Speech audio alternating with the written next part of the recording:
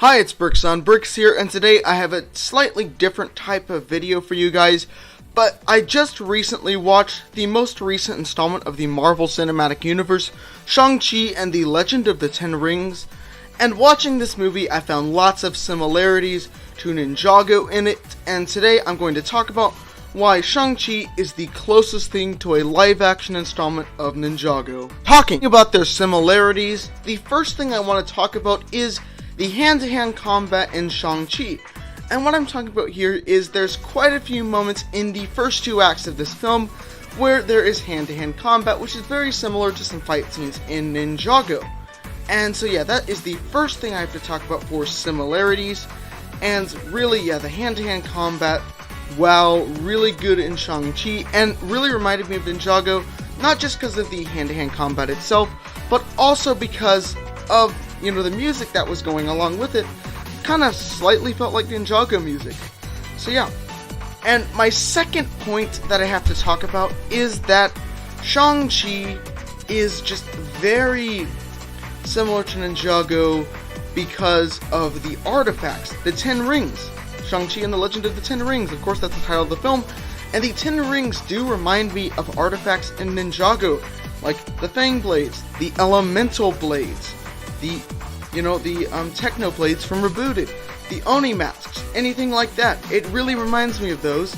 Obviously, it's not as focused on as it would be in Ninjago, but they just do remind me of something, like that could be in Ninjago as an artifact.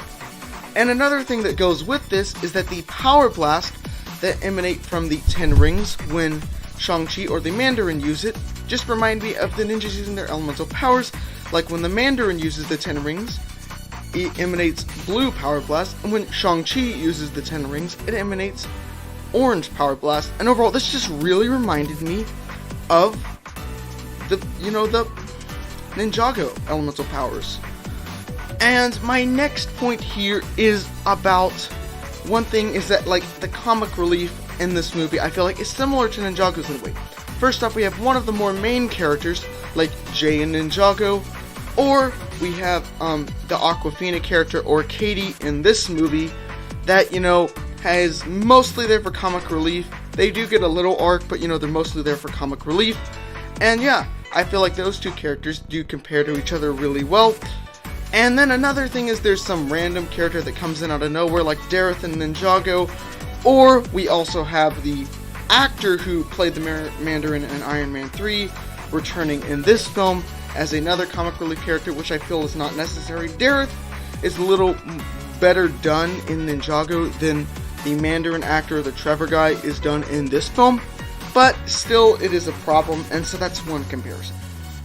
Next up, my next comparison is going to be, the Japanese/Asian style feel of it. First off, we have mystical creatures in the village that's seen in the final act of the film. And we also do have, the Japanese style buildings in that village. And we also have, the family dynamic being, I guess this is kind of a slightly different topic. So I guess going on to this topic, it's the family dynamic. The family dynamic is how, like, Shang-Chi's relationship with the Mandarin is similar with Lloyd's relationship with Garmadon. And also Shang-Chi's relationship with his sister is similar to Kai's relationship with Nia.